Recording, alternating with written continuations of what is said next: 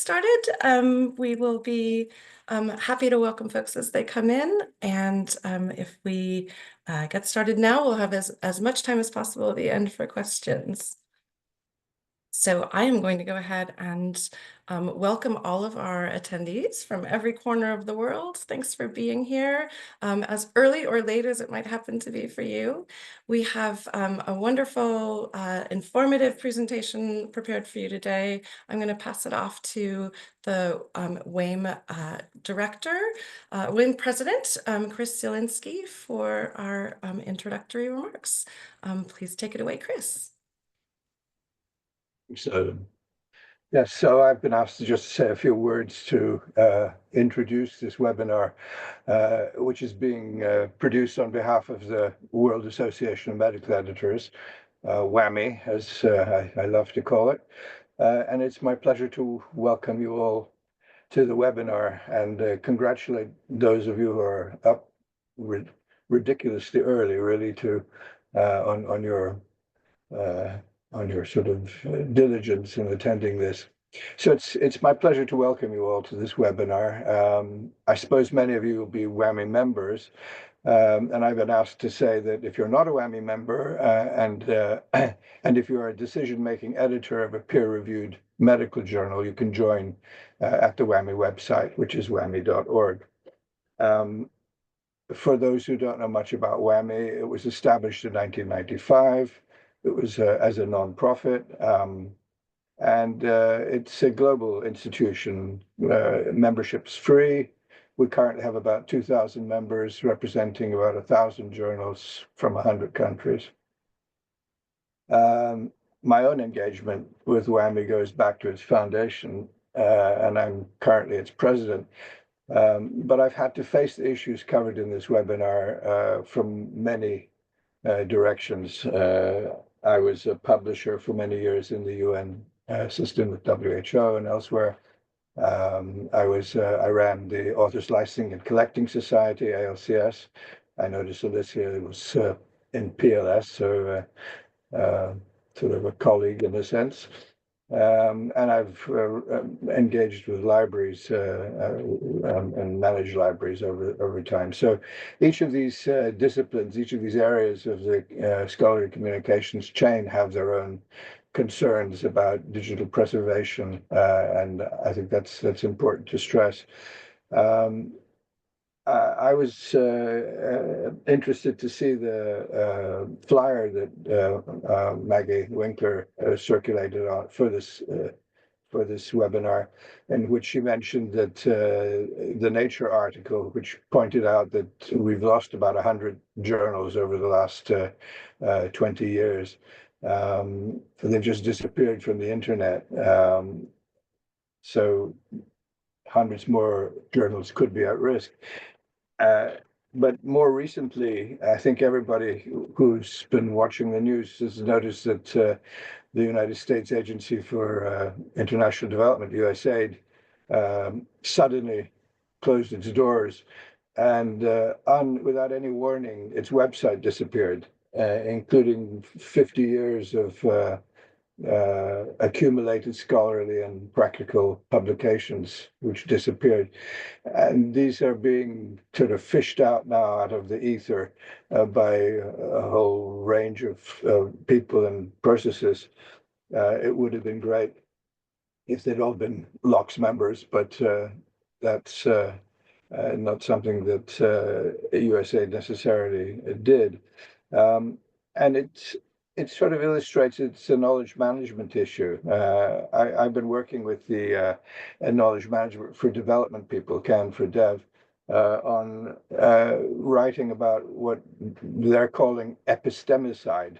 It's a sort of form of murder of knowledge, if you like, not simply disappearance, but a removal. And it looked as though the USAID experience was going to repeat itself when PubMed shut down last week.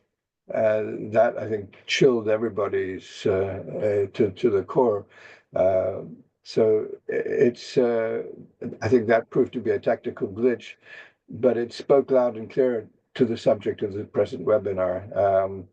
And there was a nice sentence from the NIH press release, I think, which I'd like to quote now. Well, I've adapted it a bit, which I think drives home the core issue that we're going to be tackling today. It said that these incidents highlight the need for robust measures to ensure the reliability and security of critical scholarly platforms, which play a foundational role in scientific and medical advancements. And I think the webinar is going to focus on such robust measures. So with that, I'll pass the baton on to Snowden, Alicia. I'm not sure who is following, and I repeat my welcome to you all to this webinar.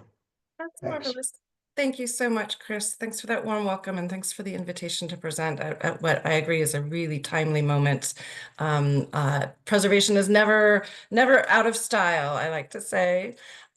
We will be, I'm going to introduce us in alphabetical order. We will be speaking in a slightly different order, but I'll start with Alicia Wise, who is Executive Director of the CLOCKSS Archive, Mariya Maistrovskaya, who is the Senior Publishing Support Specialist with the PublicKnowledge Project, and I am Snowden Becker. I'm the Community Manager for the LOCKSS program at Stanford University. So I work with the Global LOCKSS Network, and we'll talk more about what each of those institutions do and how we all use the LOCKSS software and the lots of copies, keep stuff safe preservation approach to ensure the safety and accessibility of the store of scholarly knowledge to which you all contribute.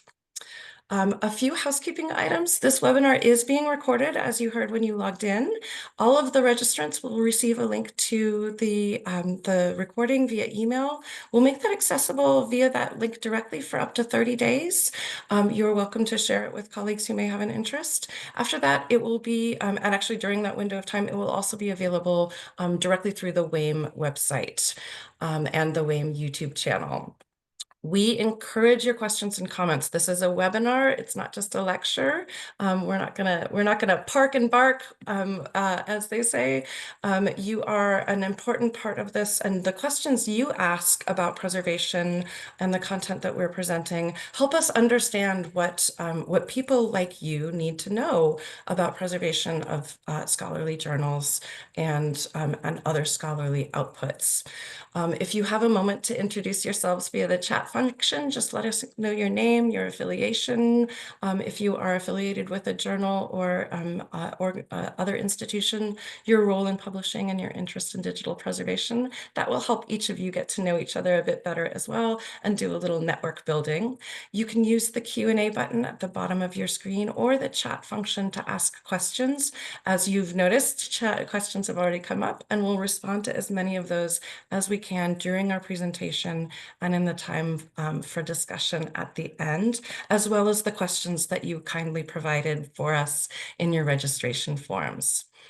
There is a list of resources, links, and recommendations for further reading. Everything that we refer to in the slides, every link that we provide in the slides is included in that list. I will be adding to it as we go live and as other subjects come up. So those will be kind of listed in chronological order in that resources document. So please feel free to follow along with that if you are able to do so. And you'll receive a link to a follow-up survey via email along with that recording. Your feedback is really important, and it will help us and the kind folks at WAMI know what might be useful to hear about in the future. If you want a follow-up offering, we will be talking a lot about digital and born digital resources in this webinar, not so much about traditional paper-based publishing, but we have expertise on this panel in those areas as well. And I think we'll have a lot of great ideas floating through as we go forward. And with that, I'm just going to provide a quick overview. We'll be covering in this webinar what reasons people have for preservation. Chris talked about some of them just now. Who has rights and responsibilities? What do we talk about when we talk about preservation, and how do we perform preservation? We're going to provide an overview of our community of complementary services, CLOCKSS, PKP, PN, and the Global Locks Network, or GLN. And then we'll have a Q&A and discussion following our call to action, not just for each of you who are attending, but for the decision makers and larger partners with whom you may be collaborating. And with, oh, sorry, I have hit a wrong button. So we'll move right into why we preserve content. And I believe this is Alicia's slide. So I'm going to call on you to walk us through this. Thanks so much, Snowden. Hello, everybody. Chris, I think, has already teed this discussion up brilliantly. Safeguarding knowledge is at the heart of why to preserve content. And knowledge can be at risk in all sorts of different ways. Unfortunately, politics and the regulations in which publishers operate can be one form of threat, unexpected, perhaps novel and sad, but nevertheless the case. There are other risks as well, though.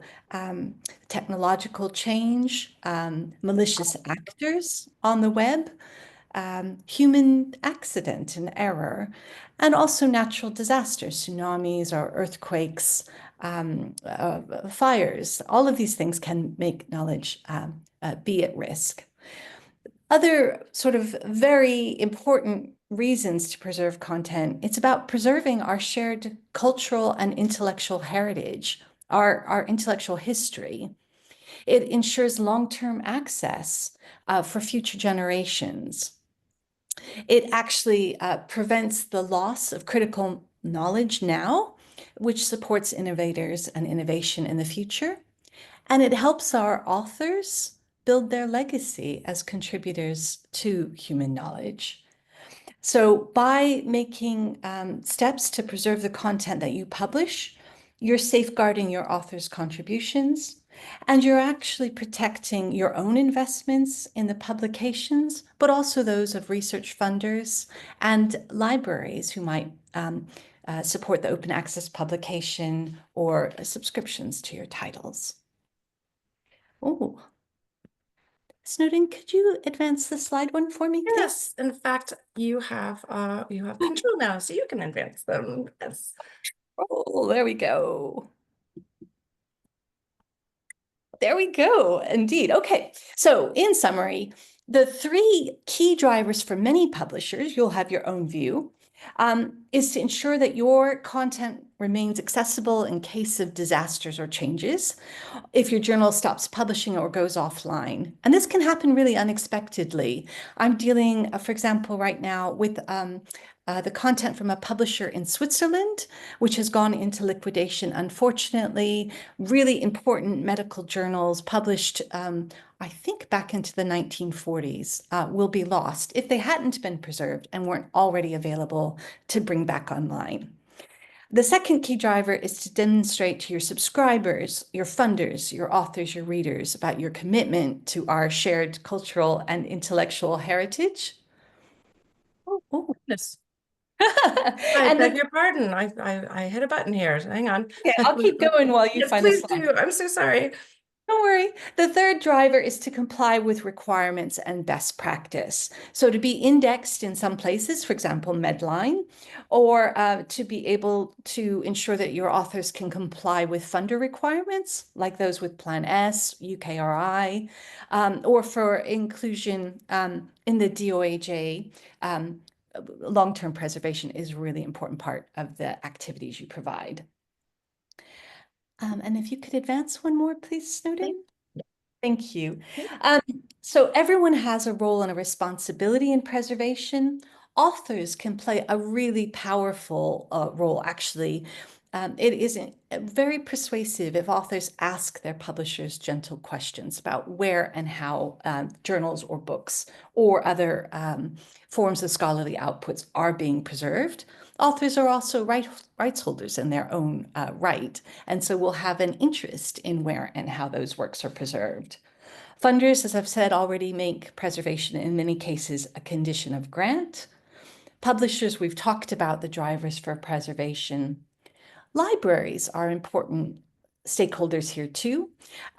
They have a long-term memory role, and yet in the digital age, they're not directly empowered to preserve content in the way they could in the print world, but they play a very powerful influencing role by often including language in their contracts or agreements with publishers that can require or encourage long-term preservation.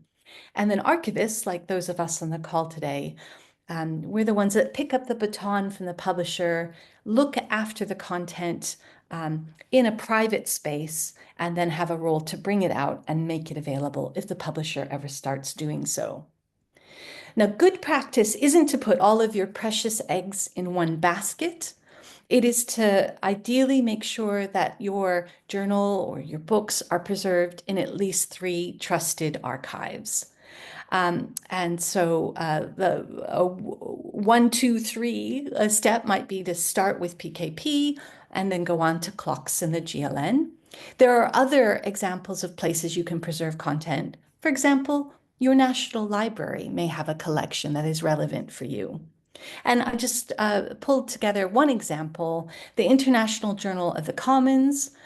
It's preserved in all 3 of the services we're talking about today, and you can independently verify that preservation status by looking at the ISSN registry and seeing right there in the record for the journal that it is preserved in these places. So that's excellent practice. That's what we'd ideally like to see. Now, back to you, Snowden. I think you've got a question for everybody, don't you? And I will. I now have to figure out if you can push forward the slides because you still have the controls. Excellent, perfect. My question for the audience, and please feel free to respond in the chat. What drives your interest in digital preservation? What brings you to this webinar today? Are you engaged in digital preservation directly? Do you notice something you must do but have no idea where to start?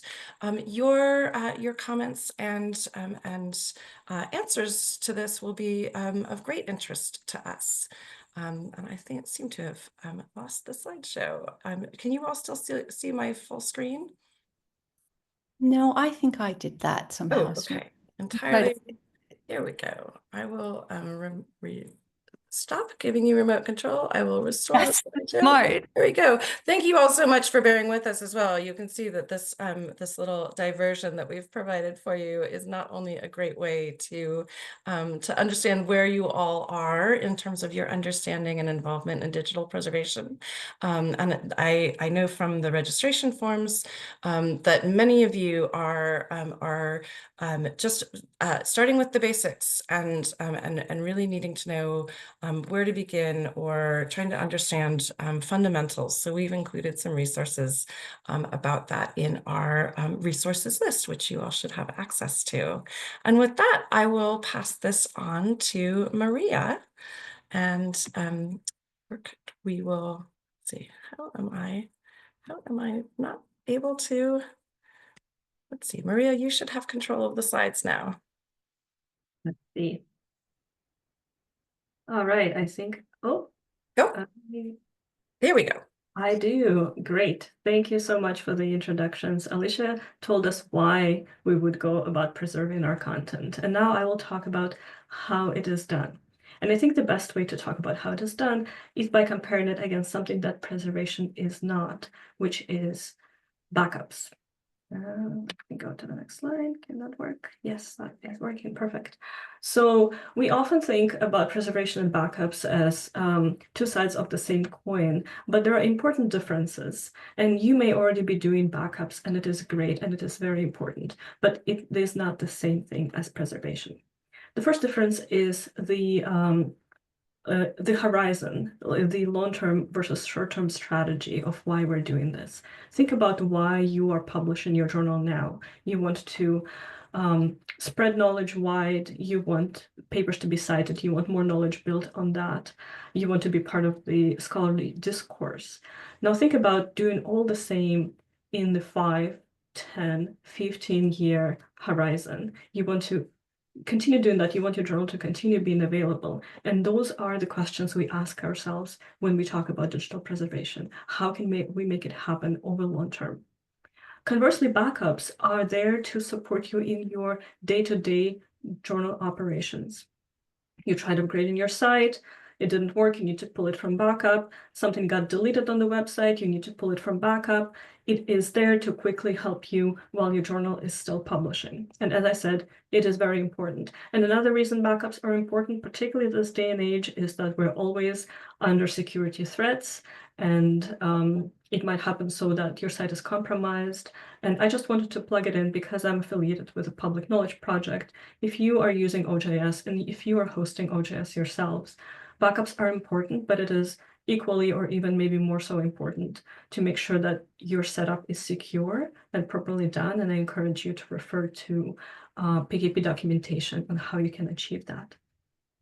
All right, so back to preservation versus backup. Another thing that differs them is what gets preserved. When we talk about preserving content, we usually talk about just your published content, your articles, your metadata, your books, your output that is visible to the world. Preservation methods that we use these days do not typically capture what happens in the back end. Parts of your editorial workflow, different versions of an article as they go through the review, conversations between editors and reviewers, as well as the information on your website, on your about pages, on your author guidelines.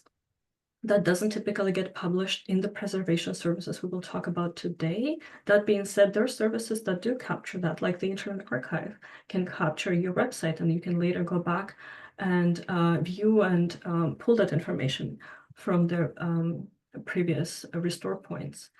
Now, conversely, backups that you create, you can back up your whole platform, you can back up your whole website, your database, your system files, and then you can restore that for your current use. Another difference is that when we talk about preservation, usually we talk about preserving content in a dark archive. Dark sounds ominous, but what it means is that your content is just not publicly available right in this moment, not until after a trigger event. And I will talk about what trigger events are in a moment. When you hear about backups, you may have heard about the 3-2-1 rule, and I think Alicia mentioned it as well.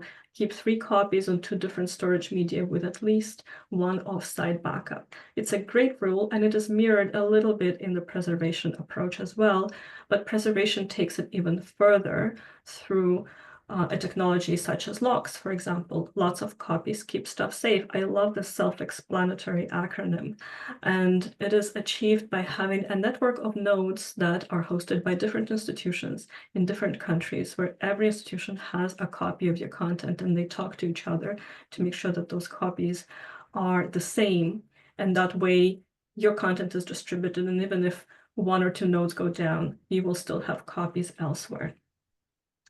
So that is a brief overview of what preservation and backups are. And now I promised you to talk about trigger events and when your content comes from the dark archive into the public view. A trigger event may be different for every preservation network, but essentially it is something that tells the network that it's time for your content to go live again. And those triggers can be manual when you or someone who is affiliated with your journal or publisher, or sometimes maybe someone just noticed that the journal is no longer operating, contacts the preservation network, and then they start the process of recovering your journal. Another type of trigger is automatic, when there is a certain cue to the system that there has been a period of inactivity, the deposits have stopped, the journal is no longer operating, and then content starts getting recovered. And you can view the examples of triggered content from CLOCKSS and from PKP PN in the resource document that Snowden has shared. So, can I still control? I'm not sure I can, Snowden, thank you. Yes, I've advanced for you. Sorry about that. Thank you so much. So there are many, many things we can talk about when we talk about digital preservation. I noticed in the chat there were a few librarians here. So as librarians, we tend to take a very deep dive into the nitty-gritty of how can we preserve and ensure authenticity, et cetera, But without overwhelming you, I want you to focus on priority number one, which is to start depositing content into a preservation service that you might already have access to. I will talk about PKP PN and using OJS in a moment. So if you are on OJS, it's literally a matter of checking a few checkboxes and your content will start flowing in. And if you are not on OJS, then Alicia and Snowden will talk about other options that are available to you. But make that your priority number one. Don't be overwhelmed by other things that need to happen in order for your content to be preserved. And once you do that, you can start thinking about polishing it and making things a little better and adding some tweaks, such as digital object identifiers that provide persistent links to your articles, and will continue doing so after your content is archived and later recovered. Choosing non-proprietary open file formats, selecting a publishing platform that has these connectors to different preservation systems, etc. These are the recommendations outlined in the guidelines that are included in Snowden's resource document. So don't think that you need to meet them all before you can preserve. Start preserving now and then think about those things later. The services we will talk about today will kind of talk more about the practical aspects of that. We will talk about PKP PN, CLOCKSS, and the Global LOCKSS network. And I'm going to pass this back to Snowden for a moment before I take the panel back from her and talk about PKP PN. Marvelous. Thank you so much, Mariya. That's wonderful. And actually, I think we may have moved that interaction slide, but I do want to ask the panelists, the guests as well, what is your level of awareness? Have you heard of the Global LOCKSS Network, CLOCKSS, the PKP PN, or LOCKSS as a principle, as a program, as a software before? Again, if you have answers in the chat, that's really helpful for us to get a sense of where you're coming from before we launch right into our network profiles. But this is, as we mentioned, a community effort, whether you are contributing to a preservation network that uses LOCKSS software to leverage the participants' resources to share preservation burden, or you are simply collaborating with other libraries to find copies of articles for readers and researchers. We think of community as an essential component of preservation. We do it for our community, and it is done by our community, and we work in community. So some great answers in the chat. I'm hoping, Nancy, that we will be able to help make a little clearer how these services interact and overlap. One of these great questions. And for those of you who are entirely new to the world of preservation networks that use LOCKSS software, welcome, and we're happy to answer follow-up questions as well. So Mariya, I will pass it back to you to give us an overview of PKP PN. Sounds good. Thank you, Snowden. I think you might need to still advance slides for me. Yes, yeah, absolutely. Happy to do so. Perfect. All right. So before I dive into what PKP PN is, let me tell you what PKP is, because I just realized that it's so obvious to me, but may not be obvious to others if you haven't heard of us. PKP stands for Public Knowledge Project, and it is a nonprofit research and development initiatives within the Simon Fraser University in Canada. But we work globally, and we developed open source publishing software, such as open journal systems, OJS. You may have seen journals that publish on OJS, you may have used OJS, maybe you're publishing on OJS right now, in which case, yay. OJS is free open source software, which means that you can download it yourself, you can host it yourself, you can use it for free, and there is a whole universe of resources to help you do it yourselves. There is a technical support forum, documentation, PKP school with training videos, and I hope you have taken advantage of that if you are using OJS. Over 50,000 journals globally use PKP software. And one of the related services that PKP offers for journals that use OJS is a preservation network, PKP PN. It is free to use, and content is preserved through the decentralized CLOCKSS preservation software. Remember those nodes I mentioned? Lots of copies keep stuff safe. That's how we do it.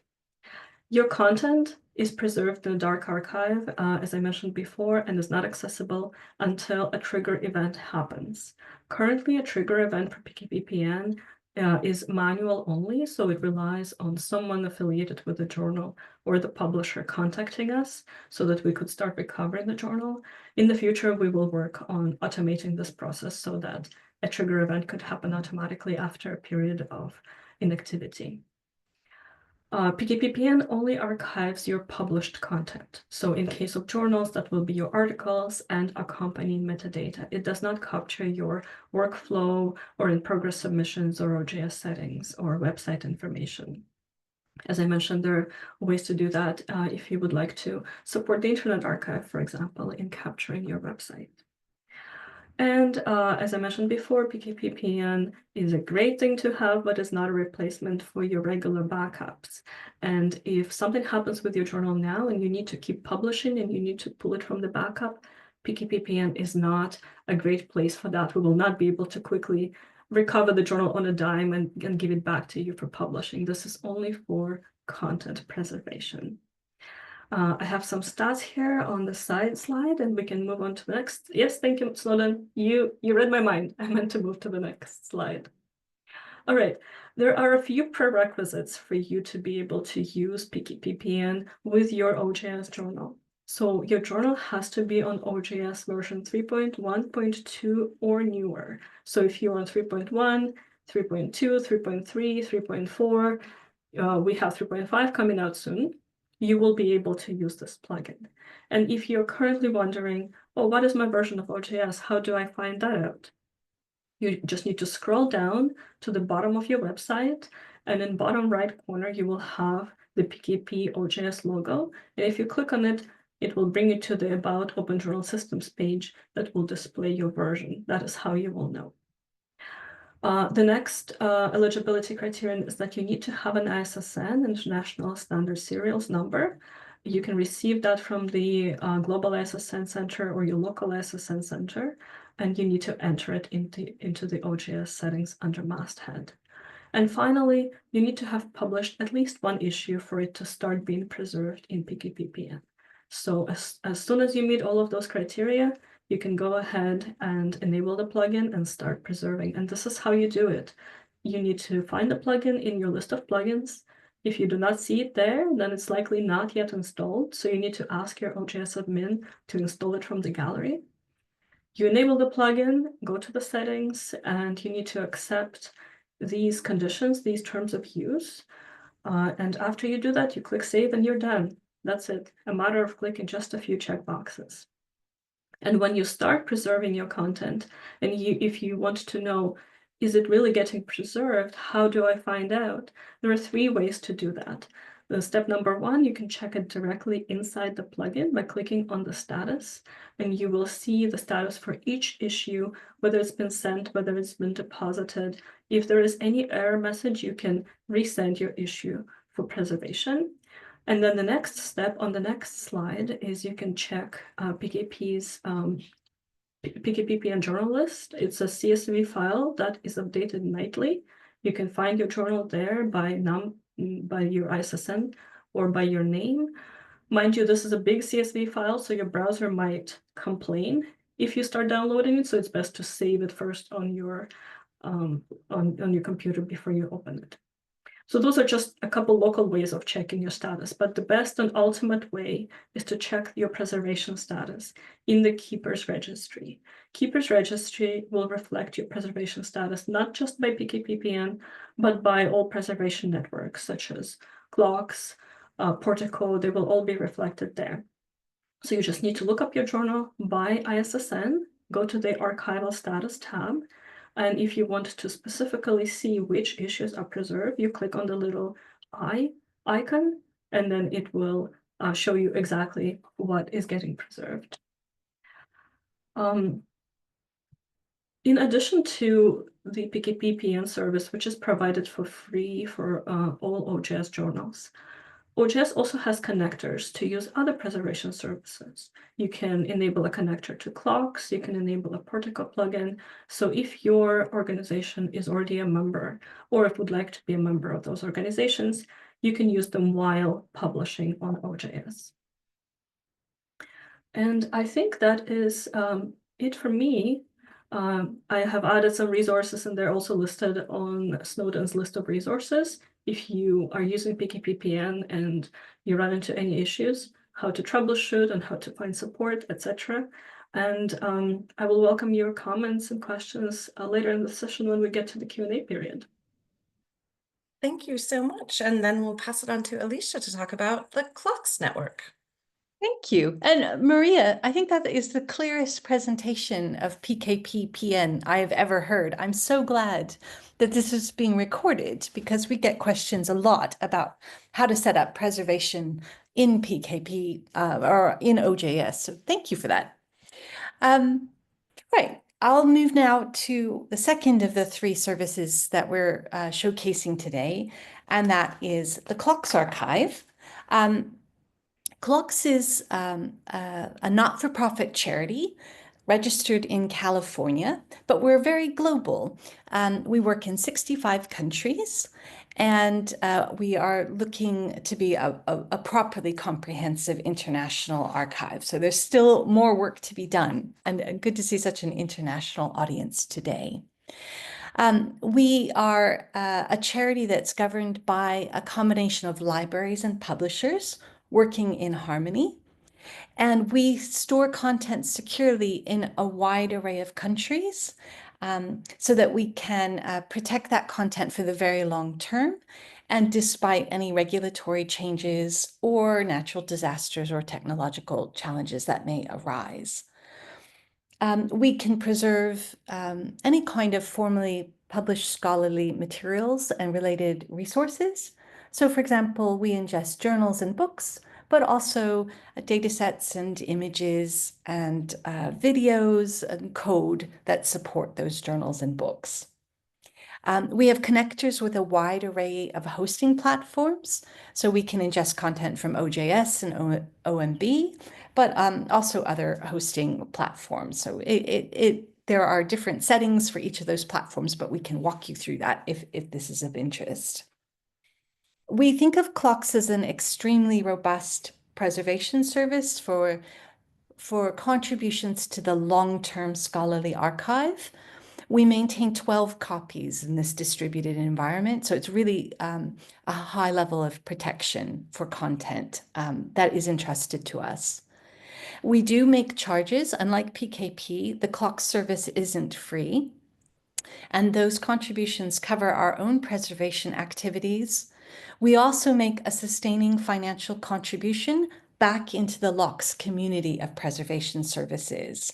And that enables the LOCKSS preservation software to be used for free by any preservation service around the world. So that's part of our contribution as an open infrastructure. I'd say that if you can, not every journal can afford to make a financial contribution to preservation, but if you can, by supporting CLOCKSS, you're actually supporting a much broader array of services as well, which is much appreciated. Thank you.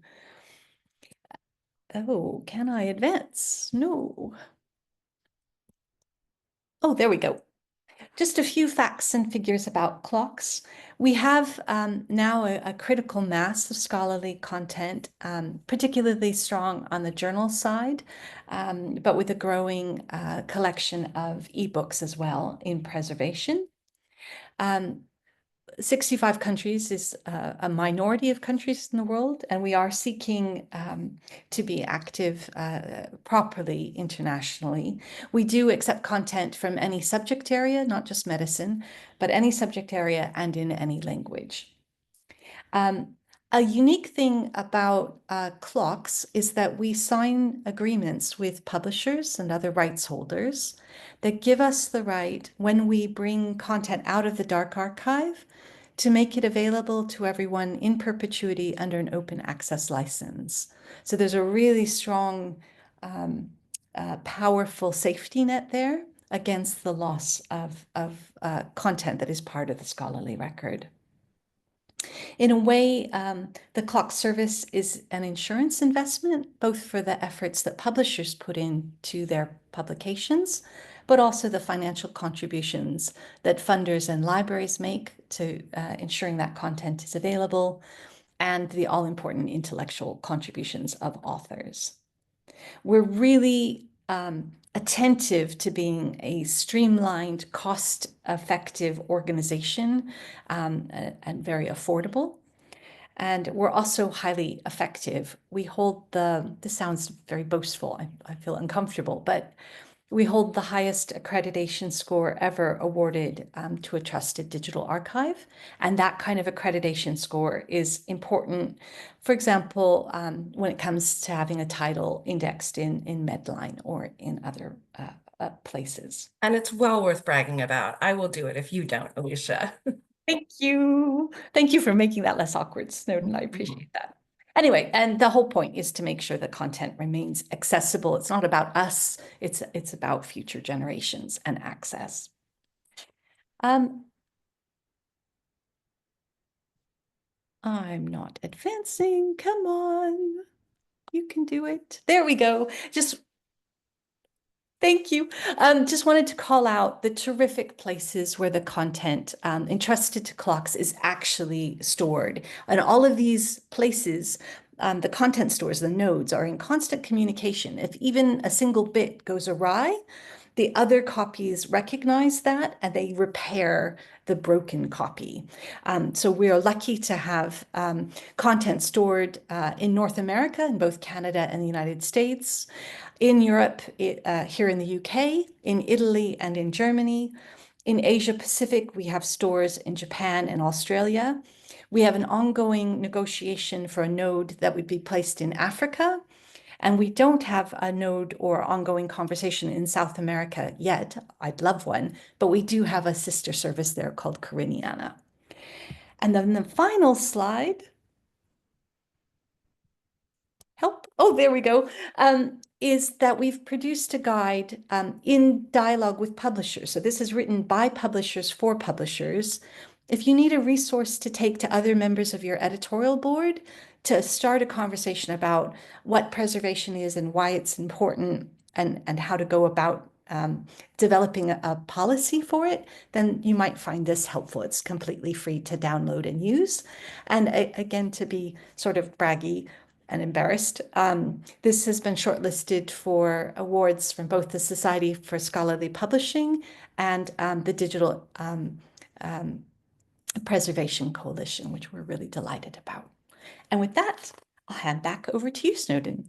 Thank you, and I will continue. I will provide the link here for academic publishers who are interested in joining the CLOCKSS archive. I strongly encourage you to explore this option along with PKP PN if you are an OJS journal, as Alicia mentioned, and as has been made extremely clear through recent publications and surveys of the field.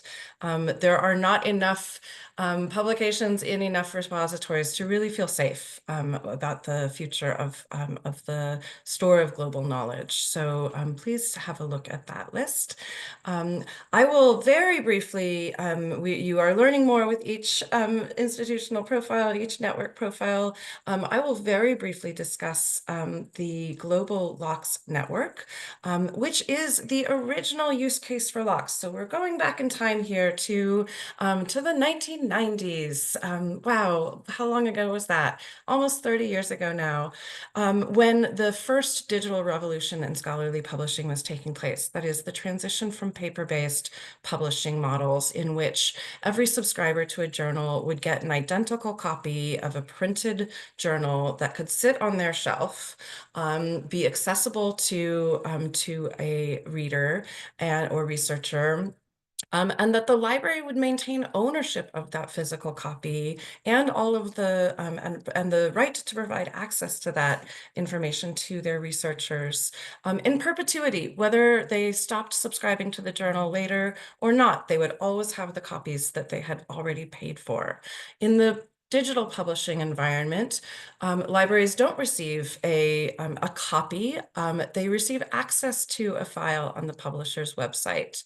So our founders, Vicki Reich and David Rosenthal, who have won many awards for this insight and idea, came up with the concept of lots of copies keep stuff safe, to describe not only the ways in which libraries that subscribed to paper journals ensured that that content would survive. If one library, say in California, was devastated or rendered inaccessible by an earthquake, another library would have a copy of that journal, and the scholarly community could be served by the library community, and the publishing community could be supported in preserving their output by distributing it as widely as possible to multiple libraries.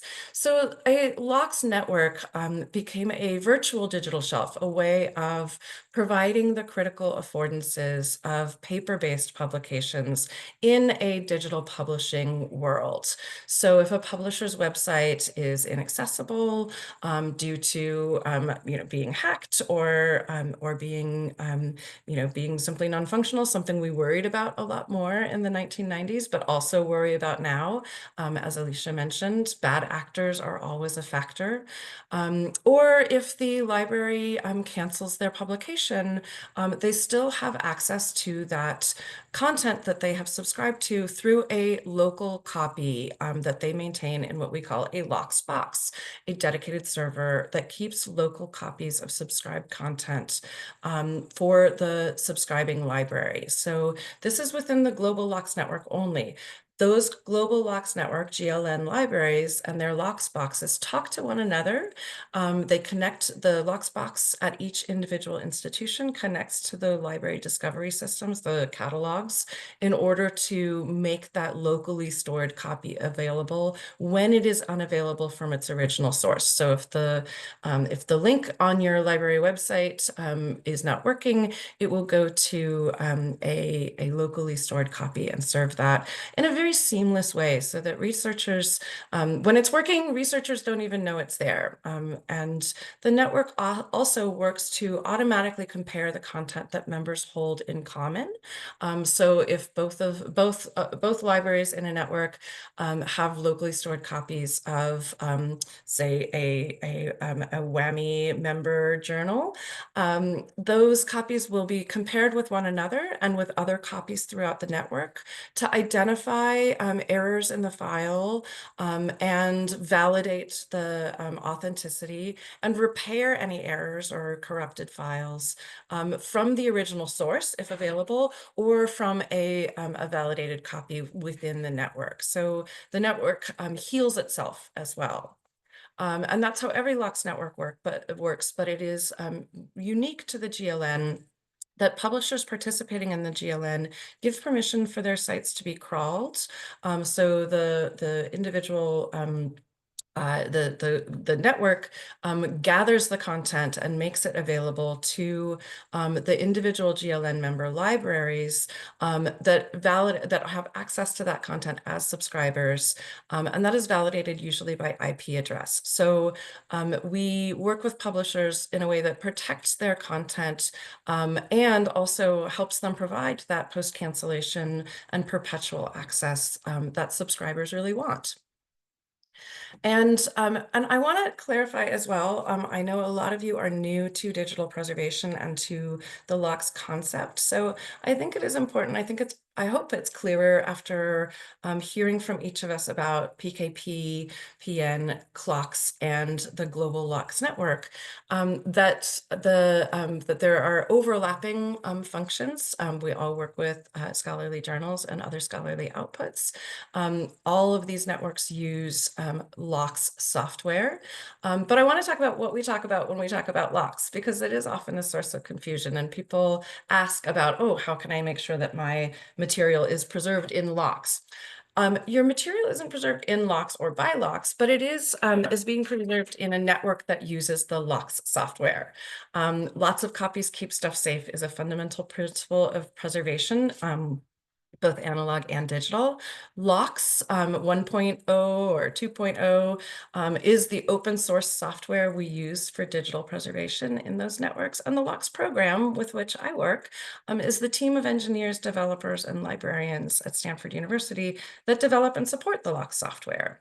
And as mentioned, there are multiple digital preservation networks in addition to PKP, CLOCKSS, and the GLN that use the LOCKSS software not just with scholarly journals and books, ebooks, and data sets, but with cultural heritage materials and regional collections. The LOCKSS software and LOCKSS networks, or networks that use LOCKSS software, can be set up to handle almost any kind of content that we need to preserve and that we value and want to make available and secure for future access. So we want to make, finally, a call to action. If you take just one step today to help preserve your publications as a result of what you've heard, we will be very, very happy, and we'll feel we have accomplished something really meaningful and advanced our cause in a meaningful way. Those steps might be, as Mariya pointed out, if you're on the OJS journal platform, check that checkbox, get that journal plugin, OJS plugin, and check the checkbox. You can also review agreements with authors and libraries to see what responsibilities you or they might already have committed to for preservation. You can explore the community of preservation, join WAMI, join other networks, check out the community message boards and communities like iPres and DigiPres on social media. You can find out more about other preservation networks and models, or even create your own preservation network. We have designed the LOCKSS software to be accessible. It's part of why it's open source, is that it is free, and strictly speaking, anyone can use it to set up a network. You're welcome to reach out to us if we can be of assistance with that. You can also incorporate preservation into your disaster preparedness plan. Think about what is the worst thing that could happen, what could render your content inaccessible, or what would happen if your executive editor's computer crashed. Do you have backups? Do you have materials stored in offsite locations? And are you actively preserving that content in addition to backing it up?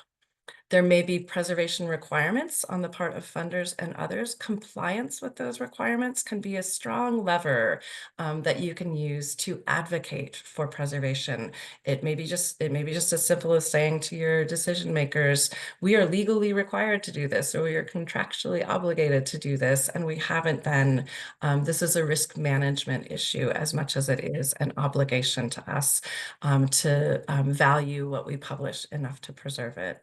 And of course, you can share the knowledge you have learned today and that you find in these other resources and further reading to advocate for preservation for your own journal and for others. I'm sure we can think of other ways to take action, but those are just a few. And we would like now to turn to your questions. There are a couple that I saw already in the chat and that you have furnished through the Q&A. Please feel free to add additional questions and ask more questions in the chat and the Q&A.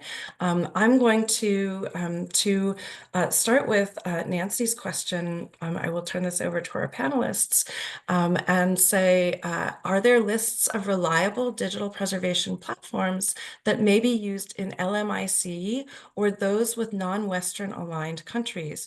What about university archiving? Alicia, Mariya, I'd love to turn this one over to you.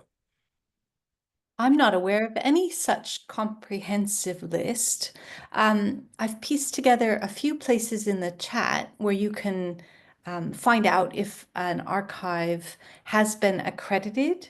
The list of services in the CLOCKSS community also gives a nice overview, including Cariniana in Brazil. But it is actually a gap at the minute, I think, Nancy. There isn't a single place to discover reliable digital preservation platforms. The second part of your question is about university archiving. So institutional repositories, for example, may or may not provide full digital preservation. I would say that the minority provide full digital preservation for the content on their repositories, but some do and are very mindful of this. But it's the exception rather than the rule. They have other reasons for making content available, generally to provide access and to facilitate discovery of their researchers' contributions to the scholarly record rather than long-term preservation. Great. And Sherry asks, are individual authors able to self-archive their publications on these services? If you are just an author, can you deposit your content in PKP or in CLOCKSS? For CLOCKSS, no, unless you're a self-published author. So some authors make their books, for example, available in the self-publishing area of Amazon. We can archive that material, but authors can't directly deposit with us. And that's because we need to establish a systematic technological way for the content flowing, and we need to have a contract and an agreement in place with the publisher for all of the content. Great. And Mirko asks a really terrific question. Do we have published analysis of world's digital preservation in different countries? I want to answer this one. There has been some terrific recent research highlighting the real lack of preservation for many publications. We point to one of these recent publications in the resources list, but we really could use much better data on the coverage of preservation geographically and by category. There's a lot more research to be done about this. And what we do know is that that the Global South and non-English language publications are at greater risk of being poorly preserved or not preserved in any trusted repository. The Keepers Registry has really interesting statistics on this that can be parsed out a bit by region. But as so many of our research articles say, further research is needed on this point. And there is another excellent question in the chat, which I want to make sure we get to. We're just 1 minute over time, but I think we can answer some of these questions still before we leave. One question is, aren't these services competitors? And do we compete with one another? As I hope we made clear, there is overlap in these services, and we do serve some of the same audiences. For instance, libraries contribute to CLOCKSS and participate in the Global LOCKSS network. But for the fundamental audiences and purposes each of these networks serves is different enough to justify our individual existence. So CLOCKSS and PKP are both dark archives. They are intended to preserve for the long term. GLN is intended to provide local storage and access for content. So it is much more access oriented. People can see the content in a GLN member, libraries, local store, in those conditions, failover or post-cancellation access. So it is a somewhat different use case. And the same question could be said about any preservation network that has overlapping geographic area or content scope. We feel like the burden of preservation is big enough to distribute. And when we work together, as in one of the many journals that is archived in the GLN, PKP PN, and CLOCKSS, we feel that we are accomplishing something really special when all three of us are working together.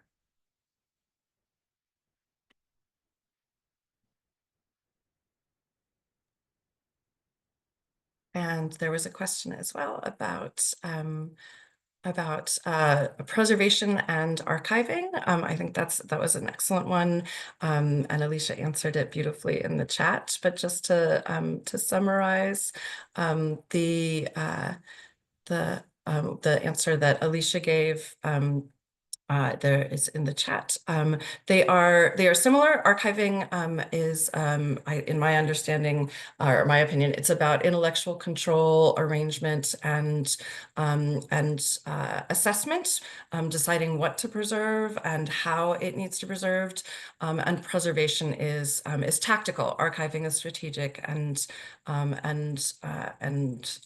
large scale, taking into consideration a lot of practical concerns as well as intellectual concerns and organization, metadata management, and arrangement and description. And preservation is an active process of ensuring that material is retained and made accessible in an authentic way. However, in the journal space, you need to be a little bit cautious about this, because if you're working with an organization that is talking about preservation, they're doing both of those things that Snowden has just described. If you are working with an organization that talks about archiving, they may be doing the long-term preservation bit, but the word archiving is used for collections of journals which have been digitized, for example, where there is no active curation or arrangement whatsoever. So if you see the word preservation, you're in good hands. If you see the word archiving on its own or archival, it's worth probing a little bit more to ask questions about exactly what's going on under the bonnet. Yeah. Exactly. Excellent. Thank you for that clarification as well. Though often in closely aligned disciplines, we use the same words in different ways, and clarifying what we mean when we talk about those things is really, really important. We are at 6 minutes past the hour. I want to thank everyone for attending. I hope that you will share this information with your colleagues who will find it useful when you get the link to the recording.